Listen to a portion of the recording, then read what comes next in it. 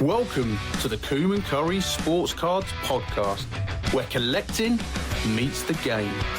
Your hosts, the Tag Team Champions.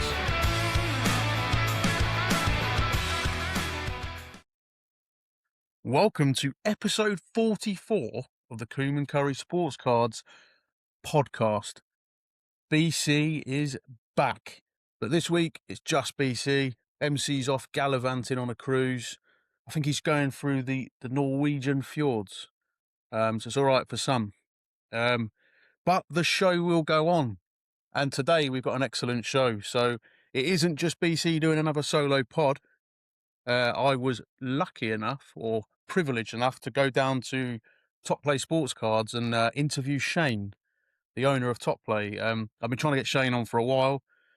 Bit reluctant, as a lot of people coming on the pod, but I caught up with Shane, I interviewed Shane, and he was unbelievable. So I'm looking forward to listening to that. We'll talk a little bit about the night market that Shane's hosting. We'll start with that as well. It's the brainchild of Scott Waldron. He's Wellington Cards and Collectibles show. Something that I think was put to Shane, something that I think will boost the hobby in New Zealand, help the community. It's an event at the shop where vendors will come down, set up, so be representing NFL. That'll be us, Coom Currie Sports Cards. We got Dash Sports Cards. We got Blunt Breaks, and obviously the Wellington Cards and Collectible side from Scott, probably representing more like the rugby stuff. So it's a real good opportunity for people to come down, bring their collections, look to make trades, sales, and then obviously Shane's got the sealed product and Funko Pops and stuff. But it's something that over time, hopefully, I mean, I'm hoping that the first one will be big. There's a lot of interest, a lot of people.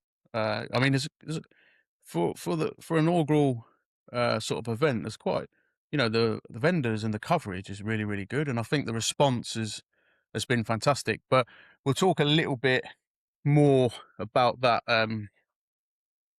when you listen to my interview with Shane.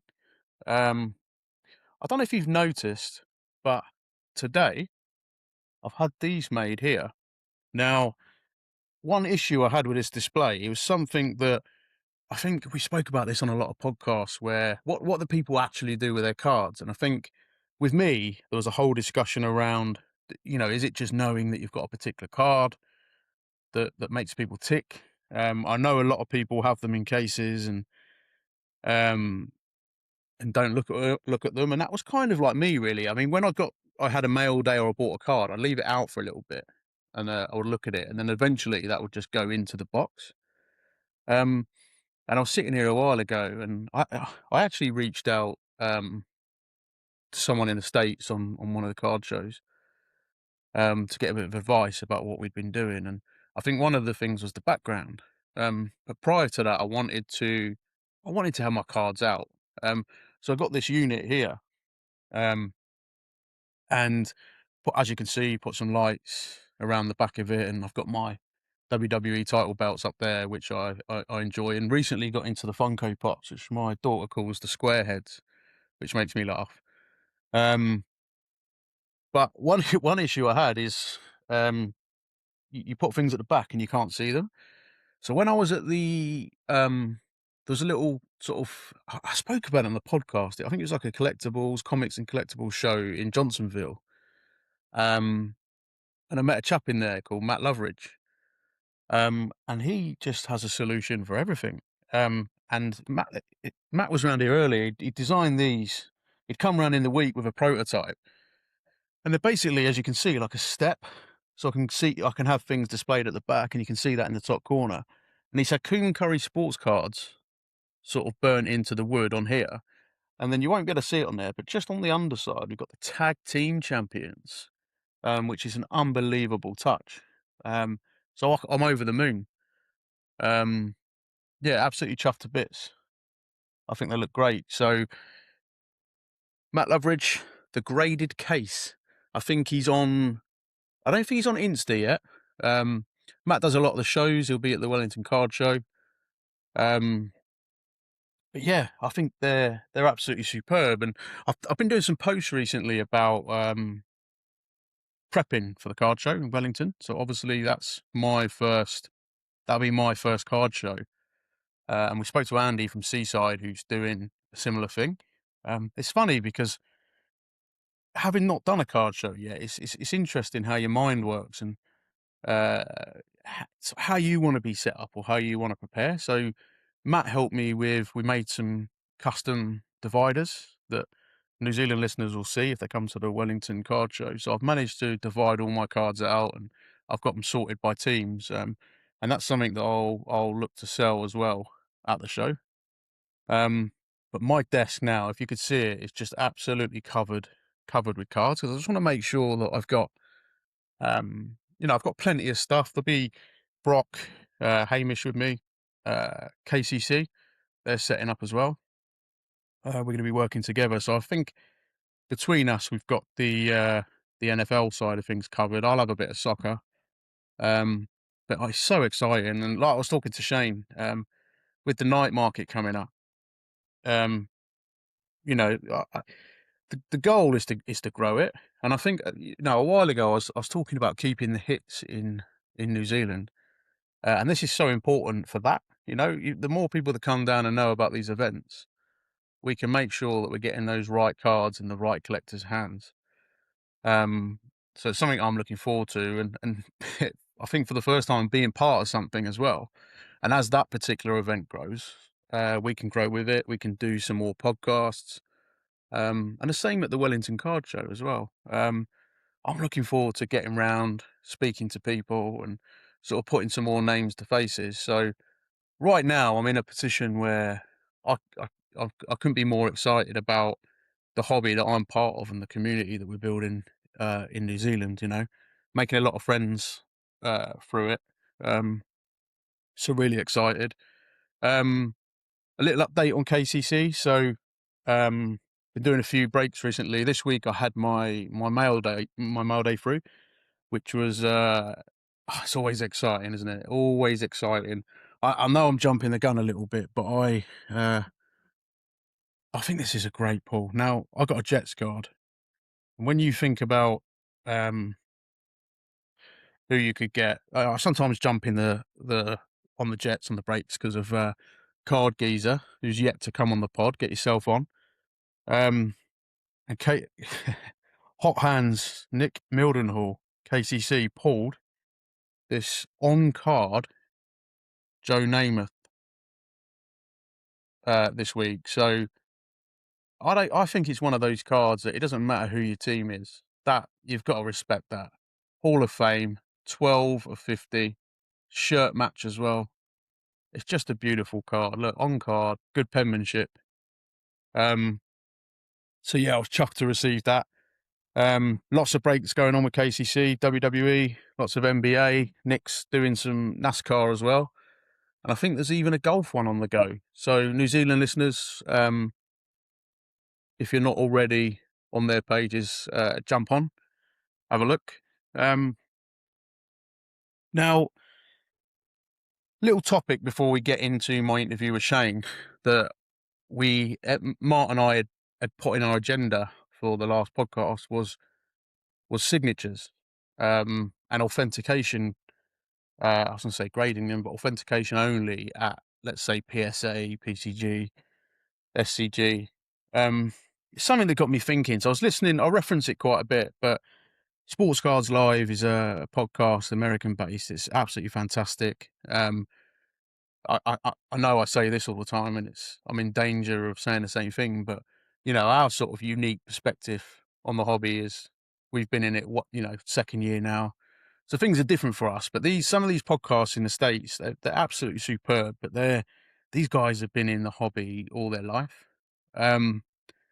So some of the topics it's hard to have a view on because look, I don't collect vintage stuff, and I think coming into the ultra modern phase, some of the issues are things that kind of we wouldn't have experienced. But they were talking about authentication of signatures, and it's interesting because I've got I'd say it's a little bit of a grail for me, my Shawn Michaels card. Now I bought that off a chap in. I think when you're in sort of memorabilia and stuff like that, it's, I can't remember the word, the provenance, isn't it? It's all about the provenance. Now I got this guy was a really lovely fellow. Exchanged a few messages as I really liked it. It was through eBay, and I bought an on card Shawn Michaels auto.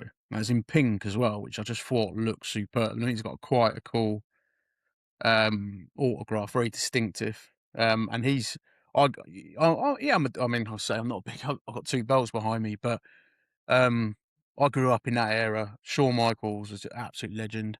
So that's sort of my grail. I don't really collect WWE cards. I got that one card.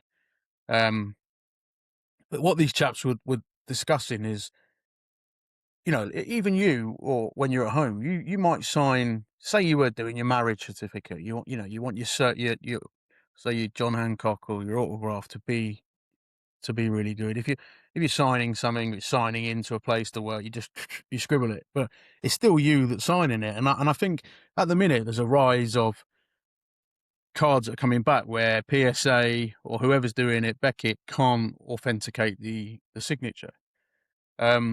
Now it causes a bit of an issue, doesn't it? Because are they saying that it's fake, or are they saying it can't be authenticated because they cannot reliably say that that's the player that signed it? And I think it's quite a challenge because if you're in a hotel, for example, and you know the person you're trying to get the autograph off, as they come in frustrated or they're in a rush, it might be a very quick signature. Now, if you were to send that off, you were there, you knew it was signed. How frustrating if that's coming back and they're saying that they can't authenticate it. And on the same score, it's it's interesting, isn't it? How can you? Are we comfortable that when they do authenticate it, it's 100% been signed um, by the said person? I mean, take my HBK. It's very distinctive, but I would say it's quite an easy signature to copy. Now I know they look at stroke, the sort of the pen that was used, maybe for older people, and what, you know, if it was a felt tip pen, was the felt tip pen available in that time? I think that comes up quite a bit. But how reliable are these signatures? Is it good enough for you? Because we see it all the time. You know, I've got my helmets, and they come with a certificate or of authenticity. So when you scan it or you put in the code, it will tell you when and where that was signed. And you know, cards obviously they're witness, but but cards is another interesting one. I mean, you look at, you know, I pick up the Joe Namath and it says the autograph is guaranteed by Panini America, but then you see a lot of now people might be laughing if they listen to this, but I see sort of players take pictures or little videos of the sheets that they've been sent, you know, at their house, and they say that they're doing that. But I find it hard to believe that someone sat there watching them do every signature, because of the way they put that story across or that photo. It implies that they've just been sent the sheets. So I'm not in any way saying they don't sign it, but it is interesting as to how these things are really authenticated. Um, but more so, I think more for me, it was more the frustration of people that aren't getting the authentication when they know that that person signed it, but they may have signed it in a different way. Well, I just wondered what people thought, because memorabilia is such a massive industry, and it means a lot to people. You know, we talk a lot on the podcast about the stories behind the cards, and I think that makes it as well. You know, when I talk about my Tyler Lockett that I picked up in Seattle, that was the foundation or the start of everything that we now do for me. Um, and memorabilia just means a lot to people. Um, but I just wonder how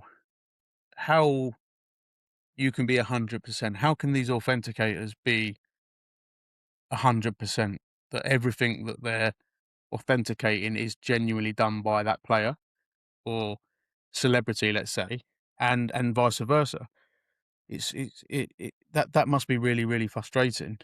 Um, but it's also interesting. My HBK, I looked at a lot of stuff online and compared signatures. But I believe it's Beckett. So I believe that it's genuine. It just seemed to me that, you know, listening to these guys talking, and doing a little bit of my own research, it just seems to be more and more common. And I get that from a grading company's point of view. I think I would rather err on the side of, if there's any doubt, you're putting your name to it, that we can't authenticate it. But then that makes it difficult for the person that wants that autograph authenticated. And I can see the frustration. It seems to be they've shifted more to a let's reject it. Let's say that we can't authenticate it. But with PSA, I think with a lot of the cards that they say do not hold it, there's not a lot of feedback as to why. And I think that seemed to be a cause of a lot of the frustration, is that some of these autos or items that people want to get authenticated, they're not actually getting the feedback to say why they haven't done it. And I don't think people would mind if that information was there. Um, Look, I'm not going to keep going on about it, but that was something that I wanted to get my teeth into. It might be that we pick that topic up again, see if anyone's had an experience where they've looked to get something authenticated or they've had any issues. Be definitely interesting to get some feedback on that.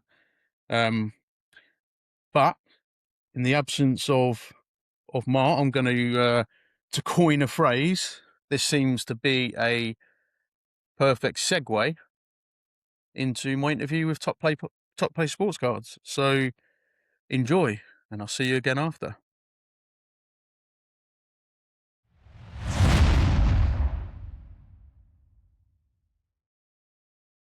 This is definitely a podcast first, because I've not done an interview like this before. But I was saying to you the other day, when I first met you, so I saw you at the Wellington card show, wasn't it? And I met your business partner, Andrew. Yeah, but I remember walking in here because he told me about the show, and about your store. And I remember walking in here, and I think I said to you, "Where's your business partner?" Yeah, and I had a blank look. I passed you Yeah. the impromptu microphone. Yeah, and I had a blank look on my face, thinking, "What was he talking about?" But yeah, then I sort of clicked. I thought, "Oh, at the Wellington show," and I thought, "Oh, okay, what has he been telling people?" But anyway, yeah, I had a couple of friends help me out that day, which was really nice of them. And yeah, that's where I first met you. And yeah, He's got a track record, hasn't he, for this? He said, telling if I'm not the first person he's told he's your business partner. That definitely made me laugh. But I saw him in here once. Do you remember? You said, "Oh, look, my business partner's in." I'll keep talking then. yeah, yeah. No, it's good to have friends that help out when you're in need and need an extra pair of hands. Yeah, and then yeah, my business partner will be at the New Zealand Card Show running the stand for me, because I think I'll be staying at the shop that day. Because you get quite a lot of people that will go come to both. So, right. So, uh, as I said, this is a first for the podcast, but I wanted to find out about. So, obviously, we've got the one thing I want to talk about is the night market that we've got coming up here. But first, I thought it'd be only right to ask you about yourself. So, I think we'll start, Shane, with um, how long you've been collecting, what you collect, and if you don't mind telling us a little bit about your personal collection. First thing I started to collect, my grandparents had a dairy, um, and they were selling GI Joe cards. So that was probably about the age of 4. So every time I went into the dairy, I had to get myself a pack of GI Joe cards, and then it sort of developed. I had a love for sport, and I had an uncle that gets collected cards. I think it was 1991 Hoops. So in 91, he gave me a whole bunch of NBA cards, and then I sort of liked them, but you couldn't get them anywhere in New Zealand. And then think about in 1994, we went up family trip over to Australia, and we went to we found a card shop in Melbourne. Yeah. And then it just started from there. I bought an album, got a couple of packs of cards, and then I remember they had a Victoria market in Melbourne, and then you'd save all your pocket money up during the year for something you wanted to buy on holiday. That's what we used to do. And then I wanted to buy, like, all the cards I could, and at the market, my dad was like, "No, no, you can only buy 1 pack." Then we agreed that, yeah, okay, 1 pack for each store that sells them. Yeah. But little did I know there was about 50 stores that sold them. Oh, really? So, yeah, I must have got 2 boxes Yeah. that day 'cause Wait, so did you get him on a technicality? yeah, I got Yeah, a hammer. I consider, what about unbelievable. one per vendor Yeah, that sells them? But every second vendor sort of sold them, yeah, and then, yeah, and that was the 93, 94 Upper Deck set. Yeah, and then, yeah, then the sort of you came back, I think there was a lot of card stores started opening up in New Zealand in the mid-90s, yeah, and in Lower Hutt, we were lucky enough to have 2 that I remember, Card Crazy and Mark One. And then there was also a Car Crazy in Wellington City as well. So when they opened up, it was game over. yeah, And then it sort of died a wee bit. Then I um, met a guy called Rob, and then he had like a collection just in his garage. And then, but he introduced me into eBay, and then it was game over. yeah, Then it was like, oh, I was getting like how people get 1 or 2 packages. The mailman was dropping off bags of just like, because they would all come in yellow envelopes. yeah. And yeah, so What year was that then? so eBay. When did I start doing eBay? It would have been, I think it would have been about 2006. I hard out got into eBay because I went especially hard out on the '07, '08 rookie season, because I collected a guy called Darky Noah, a centre of Chicago Bulls. Uh, but yeah, because there was also in the 2000s, there was a store called Heroes up in Palmerston North, Mm. and that was like the closest place you could go and get steel product from. So once every couple of months, I would go up there and just buy everything that they had in basketball. But you'd be lucky if they had 1 or 2 boxes of it, and then yeah. So what's interesting there, because obviously with what we do, we're, as you know as well, I've only been in the hobby, like I'm in the second year now. So some of these stories, like from this is how my weird mind works. But when I first started in the security industry, working around London and that, the very first week I was on my own, I had a sat nav. So I've only ever known having a sat nav, and it's the same with the cards. It's a weird and that like link, but everything's accessible for me. So like we're in the first 2 years. Obviously, when your business partner told me that you had a store, I couldn't believe there was going to be a store on my doorstep here, more or less. But everything's accessible. And you said about eBay, I think for me, sort of where I've fallen in love with it, it was easy to jump on eBay and establish a collection quite quickly. But I would imagine back then, it sounds like you were probably similar, but you didn't have the accessibility. So it's probably frustrating not being able to order the cards you wanted initially, or see if people had stock and stuff like that. Yeah, eBay was definitely a game changer because you could actually get the card that you wanted. Yeah, But like before, it was just like the only really option was opening packs, and then you would swap with friends that collected as well to get the cards that you wanted. yeah, Um, but like you said, now you can just go on the computer and find a lot of stuff now too. yeah. Um, On what was it? What was the attitude in the sort of the early times you started collecting as to like grading and stuff like that and card storage? Because even on the way here, I was listening to Sports Cards Live, and they're talking about screw downs. So saying a lot of people had their cards in screw downs for like 20 odd years. Then they'd send them off to PSA, and then they would mark them as altered. But sorry, before you answer, I just wanted to know because what's been interesting for me this first 2 years is the grading side. Like I feel like it's not just that I guess I feel, but they do look good when they're graded and stuff like that. But I feel like there's a kind of a need to get your personal collection graded. Yeah, when I first started collecting grading cards, I don't think it was very rare. PSA was around, but you don't see very many in New Zealand at all. All my PC collection was the Chicago Bulls autos. I'm going to say probably less than 5% of graded. It's only if I find them, and it wouldn't matter if it's graded or not for me. But when I collect something, I don't do it for monetary value. Yeah. I do it because, well, the goal was to collect at least one auto of every Chicago Bulls player. Uh, Originally, I was collecting far too much, and I just had to narrow it down. You just couldn't keep up with it because, like, I was mainly basketball, and basketball will bring out like 10 to 15 sets a season. Just couldn't keep up with everything. So you'd say you've never been driven uh, specifically by the value or something like that. So you've never gone, "Oh, I'm going to try and invest in these cards." It's always been purely for the love of the card.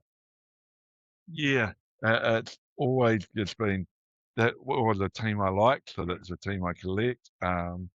So I never will. I sort of looked at the values, well, what I was willing to pay for it, but in terms of because I've never resold any of my PC collection.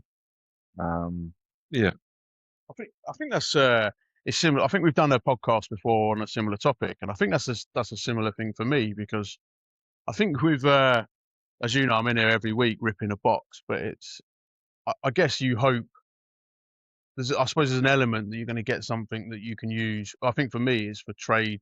I call it trade bait, but where I can trade for something I want. But ultimately, when people talk about, so I've obviously, as you'll be aware, I've started grading with PCG, and I've had some people that say, oh, why do you not go to PSA and stuff because of the value? But for me, it's about how it looks in the slab because I'm not collecting my Seahawks stuff to resell. And when I rip a box or get a different team in a break, I'm hoping I get like currently, for example, a Jackson Dart, so that I can use that to then get something for my PC.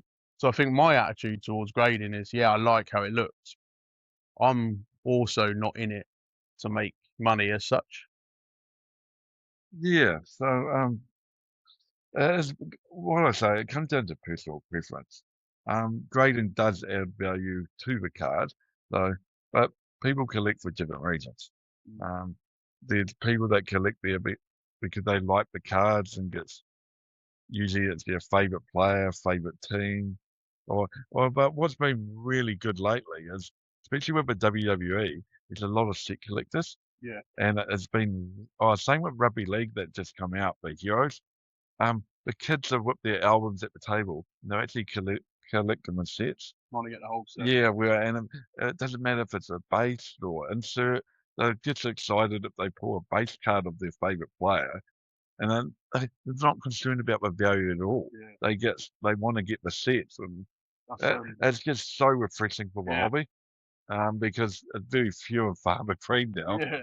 Well, I think it's funny because I spoke to some of the people that I've sort of made friends with through the community here in New Zealand. I kind of try and do a little straw poll as to who collects base because I just see here on the shelf we've got the optic, but this year or before it's changed, I mean it's a different topic in itself about the chrome, but the base cards in optic I think are really really nice, and I've bleated on a lot in the podcast about Origins base cards because to me they look like an insert in another product. But I've actually got a few base cards in my collection purely because they look really nice. Um, And I think similarly to I'm not chasing something specifically for the value. It's about for me, it's about how a card looks. So where you get some of them nice base cards, I've actually put some of those in my PC, which some people laugh at, but it's that's the that's the thing, isn't it? It's unique, so it's what you like, I guess. Before we move on to the actual shop, are you all right just to tell us about what you're collecting, what you've got in your collection? Mhm. So, solely I get to collect Chicago Bulls autos now. They've got to be wearing a Chicago Bulls uniform, Yeah. and I have a side PC of Al Horford autos. Yeah. And I hear you laugh. No, that just came as like in 07, 08 when you was a rookie. I was hard out collecting Joakim Noah, So I thought I'll pick another rookie, and he was a college teammate of Joakim Noah. At the time I was going after Corey Brewer as well, but then that sort of faded away, and I gave up on him. But I stuck with Al Horford. Um, yeah, so basically it's got Chicago Bulls autos and Al Horford autos. What's your absolute grail up that you've got in your? What's your Oh, well, funny. percent of? Oh, not the Grail, but the one I was most excited about as a kid. Yeah. The 94, 95 Skybox. There was a Grant Hill rookie gold card, and to have that, I pulled it in a pack, and it was like a hot pack. It had that and a couple other Grant Hill inserts, like the whole pack was Grant Hill for some reason. But I remember walking to the dairy that sold them, and basically I ran all the way home because I was so excited. But then today, that card's only worth like $2. Yeah. But back then, it may have been worth $100. Yeah, It's a story attached to it. yeah, but it was just like I've never saw one in person. I heard about it, and then all of a sudden I had it in my hand. But in terms of what I've got now, uh, I've got there's a set called UD Black, and I've got a Al Horford, Joakim Noah, dual auto packs. And I think it's numbered to 5 or 10. I can't remember. I need to have a look. But then I've got a couple of one-of-one autos and that. But the one I like better, I like anything with the dual autos of Joakim Noah, Al Horford, and there's a couple of them. Cool. That sounds good. Right, the shop. So obviously we're sitting down here in Lower Hutt, and as I said before, for me personally, as one of your regular customers, um, having something like this on the doorstep, especially at this point of my collecting, is I don't know, possibly dangerous. Yeah, yeah. But also it's been brilliant. But what because you had an online shop before, which you still got. So what was the motivation? What was the sort of driving factor in opening the shop? I sort of like it's a sort of career change where I wanted actually to do something that I actually enjoy. And not many people have the luxury of doing something they actually enjoy for a job. I thought, oh, let's give that a go. And it was something that I was sort of knew about, and I was sort of, I wouldn't call myself a good salesman, but I get sort of a knowledge of basketball, especially in the 90s. I have got, um, and then it gets sort of, and started off with the website, and then went to some of the card shows and thought, yeah, there's a possibility this could work. Um, and then yeah, took the gamble, and yeah, this is what it's turned into. What I would say though, Shane, is what I disagree with there is your salesman comment. Because what I w- what I witnessed myself is when I come in with my wife, Shane plays the oh, if you want to, or maybe just buy one, or gives the advice. But when I'm here on my own, I remember with the when I bought the DX Funko Pop, and you said, well, you can't just buy Shawn Michaels, you've got to have Triple H as well. So, and I'm like, well, go on then, yeah. So either I'm a salesman's dream, or you're a better salesman than you think. Just on that note, I'm just looking at the shelf. DX had more members. There's a X Pac sitting up there, and can't forget China. So yeah, I'll put that out there. But yeah, I've already said though, if you had a Road Dogg and a Billy Gunn, then I would buy them. To be fair, but I think you're a very good salesman. But what I think from I guess a customer point of view, what's been good coming in here, I think often sit there and I think like about having a shop or something like that, and I think I'd be terrible because I'd want to go all out from the start. And I think from coming in here that first week to now to see how you've built it up steady I think I went away for when I went to England and I came back and I did that review video. The shop just looked totally different. So it's just I think it's been really refreshing how you've come in, you started, and then you kind of add to it every time to see, um, I guess, what works and what doesn't. Yeah, that's exactly right. And just like before we actually was doing this, I was shown been some cabinets I'm looking at getting. So it's just seeing what works, seeing what doesn't. It's a learning curve, and you've got to see what sells and what doesn't, and yeah.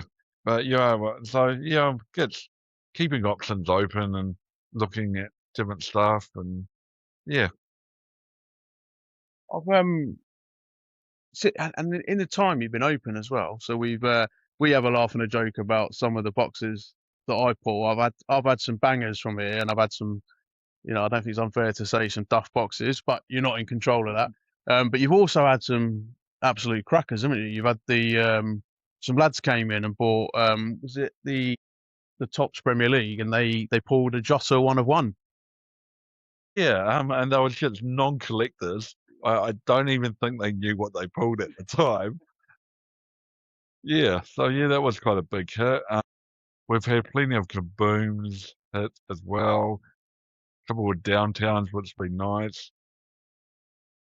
There was someone hit from a combat one, or 1-on-1 Mayweather auto. There was a Mike Tyson number to 10 gold auto. That was nice. Yeah, so it's good, and what's really good is people. I'm starting getting photo messages of what people had, and so I hit this from your shop today because so a lot of people don't open the cards in the shop, so you don't get to know what's in the boxes. So, let's not forget as well, probably the biggest hit you pulled was the Nick, was it Nick Wilde from the Lacana pack for my little girl, and we were sat. I don't think that made it onto your on your socials, but she was excited. She knew what she pulled, but she got an Enchanted. I think, isn't it Enchanted? It's like the case hit, but that was quite good. We pulled that in the shop, didn't we? She was so excited. But again, like, even I'm not really into it, but when you see, you spoke about the kids with the NRL, and that's been popular over here, isn't it, in New Zealand? Like, I've been stood in here talking to you, and someone comes and buys like a couple of boxes. But to see, like you were saying, to see the kids collecting and filling all their gaps and stuff like that, it's the same when I bring my little girl in here. Although I only bring her in really to have an excuse to come and do my thing, get her some Lacana to keep her quiet. But when she pulled that in here and seeing that recognition as she's opening it, because I was sat in front of her and she was like looking at me with a big smile, and it's like, oh, we've pulled an Enchanted.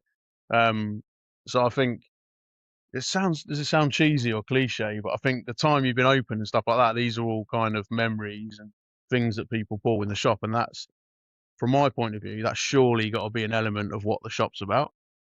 Yeah, because I remember when like when my first big hit was a Jama ran downtown, and I remember the customer was sitting at the table. It was just out of a blaster box, and then I heard yelling, and so I kept went running over to have a look, and yeah, look what I got, look what I got.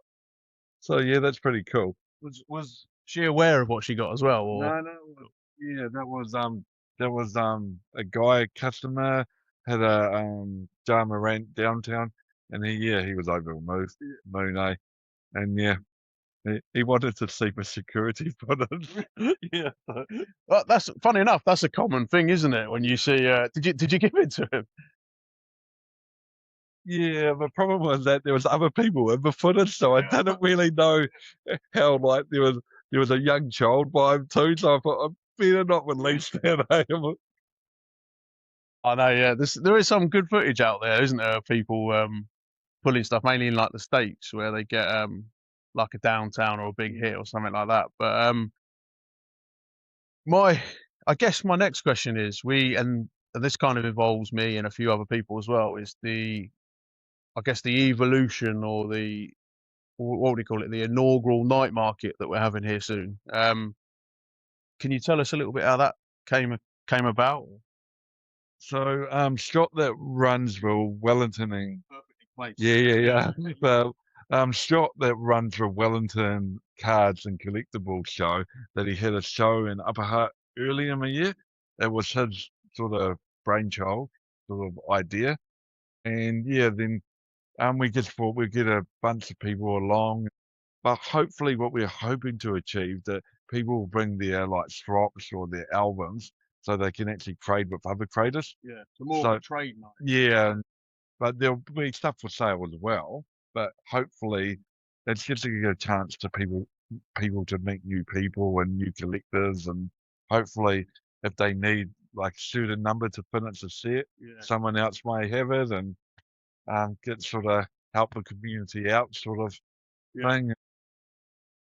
Yeah. I think it'd be a good opportunity for, I guess on the first one, hopefully there's a few people come through the door because obviously we're involved in that as well. And for us, I've done loads of shows and stuff like that, but for me, it's our first one. So it's kind of like, as we discussed, a little trial for the setup and things like that. But I think from the way I view it, to be part of something that could possibly grow as well and actually become, you've got the space here in the shop for it. But if that becomes a regular thing, one of the things we've spoke about is getting, I guess, hits and particular cards in the hands of people that collect them in New Zealand. And I found that everyone seems to know everyone in the hobby over here. It's a good community. And for me, that's a natural progression to be able to have people come in, know who's collecting, and like you said, do more trades rather than sales. Yeah, and also doing a trade in person way more enjoyable than doing it online behind a computer screen where it's and a trade in person, it's a lot easier than going back and forward typing and but yeah, hopefully we get a good turnout and load of trades happening and yeah. So who we've got coming to that? We've got Matt from Blunt, we've got obviously yourself, and we've got Jordan from Death Sports Cards and Scott from Wellington Cards and Collectibles. So yeah, hopefully it'll be a good night on 28th of May. Yeah. So I think we're covering obviously NFL, baseball, Yeah, there'll be wrestling. Yeah. There's So, Death will have a lot of Mikey. Sorry. Death Sports Cards will typically have a lot of Michael Jordan cards. Um, Matt thinks they have quite a few wrestling cards, and obviously yourself a lot of football cards. And I think I've pretty got basketball covered here, and quite a few basketball cards I have here. Yeah. So come down and say hello. Yeah, definitely. Yeah, like I said, it's quite exciting for me to be part of it as well. And I think, I don't know, I think there's been a lot of interest, isn't there? So the stuff we put out online, there's a lot of people saying they're interested. So I think that I'm not, I don't want to say that the first one's not going to have a lot of people come in, but I think obviously the idea is to grow.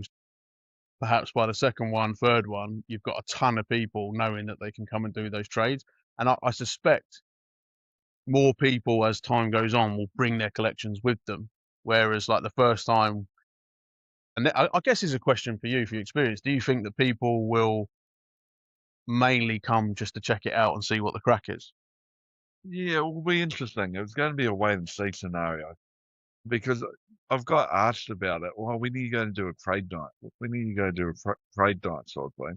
And the Pokemon ones go off quite well. That you see Pokemon ones pop up everywhere, but there's nothing really here for a sport collector.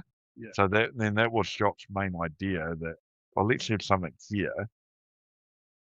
And like you said, we've got the space to do it. Yeah. We No, I think it'll be good. I think it'll definitely be good. And then the other thing from my point of view is we obviously you've got the sealed product and stuff like that, and it'll be maybe quite nice to look at doing some breaks and stuff like that while we're in the store if anyone's interested in definitely from my point of view, if anyone wants to jump on an NFL box, I'll always be open for that. Looking forward to the trade night. It's going to be good. And as I said, from Coom Currie Sports Cards point of view, a little trial for the Wellington card show.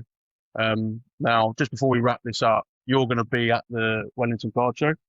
Oh, just to correct you there, are you talking about the New Zealand card show and Pyro? Yeah. So because that's because there's actually a couple now. So I am not sure yet.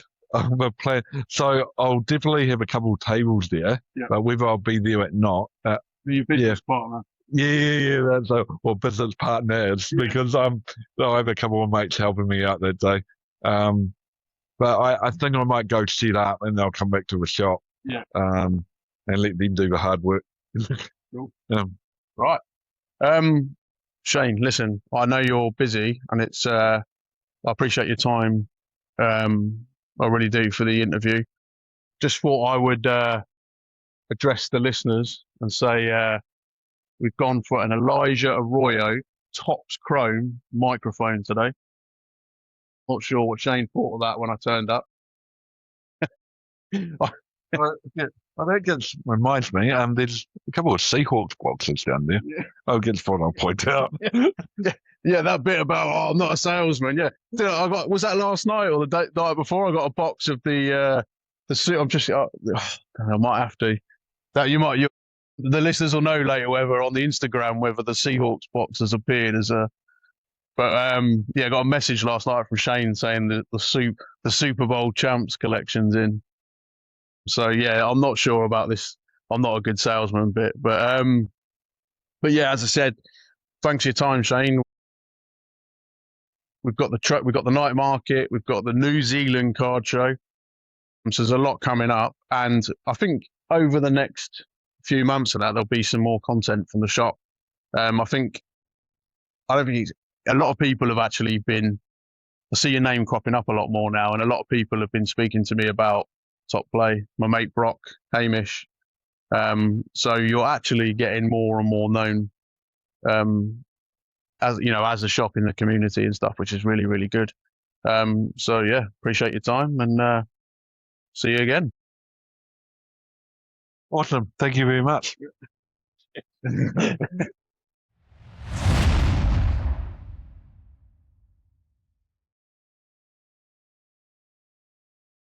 Cool. Thanks again, Shane. That was really, really good. I'm so pleased that you managed to come on. You're obviously a real big part of the hobby, the community in New Zealand. So I'm sure there's like people I know have mentioned the shop. I see your name cropping up a lot more, and I think people are going to be really interested to listen to your story and um, come down to the shop. It's funny because I did just thought of this now. I've got a really good connection with Bazza Collects, who came on the pod, and that was really through his interaction with you when he came in. He did a review of the shop, and we've now connected, and Bazza's been on the podcast. So it just shows, doesn't it, how within the hobby things can escalate and grow really. So yeah, look, I appreciate your time. I know you're busy. Coming in this morning to do that was an interruption to your normal process, but listen, I really appreciate it. So thanks for coming on. Now it seems weird doing this on my own, but we do it usually when we do a solo pod, but we do a little mail day. So I know I discussed earlier about the Joe Namath, but we'll move a little bit on to Seahawks. So Topps Chrome. What's everyone's thoughts on Topps Chrome? I'm missing Panini. I really am. My mates over here assure me that as more products come out, I'm going to change my mind. But the base cards are terrible. The condition, I'm not a fan.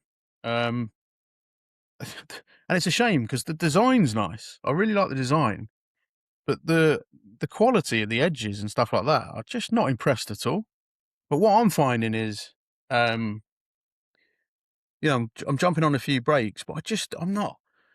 I don't like the inserts. I've seen a few people post some stuff up, and I've had a few interesting discussions, but I don't know if it's just because I enjoyed Panini so much, or it's like I think I said last time, didn't I? I came up with some weird. I don't know. It's like to me, it's like the Monday morning blues.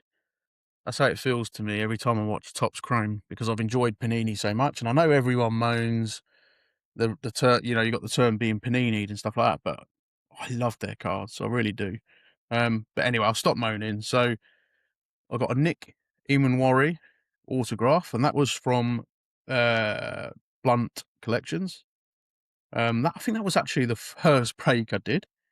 That's now my third Eamon auto. I got a Charbonnet to 75, which has come today actually. which I will say is a lovely card. And an Arroyo, I think we call it football leathers now, don't we, rather than pigskin. Um, one cool card I got from Card Crazy Break was a Carlos Dunlap color match scripts from Mosaic, but that is a lovely looking card. Really impressed with that. But I've done a few deals this week with some people off sort of local pages, mainly looking at kind of bulk and that um, for the card show. So I wanted some nice pieces that people would be interested in, and I think sometimes it's just getting the right cards in front of the right people. Um, I wanted to give a shout out to Ayla. People know Ayla in the community here, but Ayla's been absolutely superb in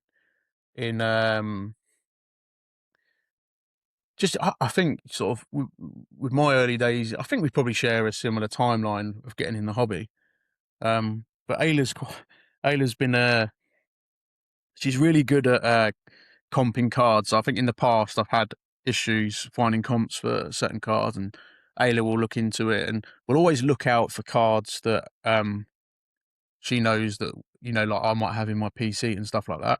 Always get an extra card, um, or tagged in a post where something crops up, so she knows that we won't miss it. Which is it's just really really nice, and that's growing. That's more common. But today I got an unsuspected mail day from Ayla, just sending me some really cool Seahawks cards. She sent some nice cards for MC as well.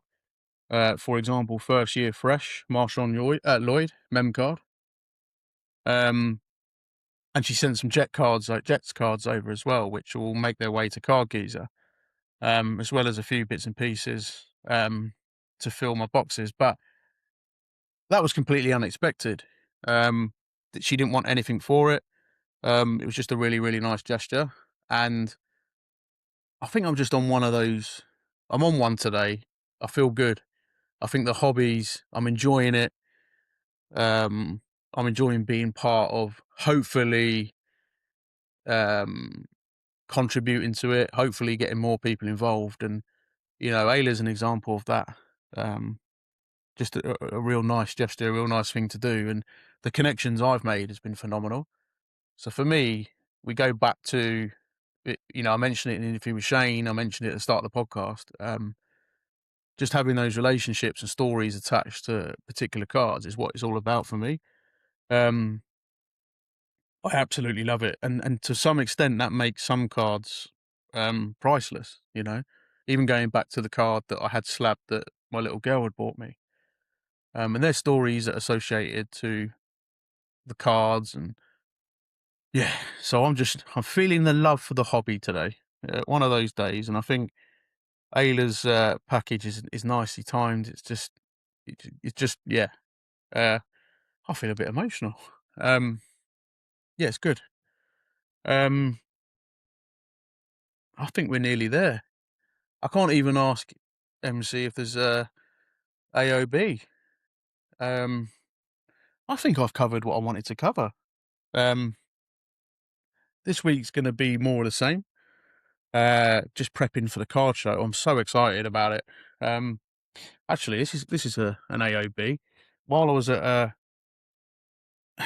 at the Top Play Sports Cards, Shane's got these one touch X's with they're the one touches that you can have the actually put the card in the sleeve. I know this is not new. I know this is not groundbreaking information, but I've not actually had the pleasure of using one yet. So I picked up a couple to try out. I've got a Color Blast up there that I need to put in one.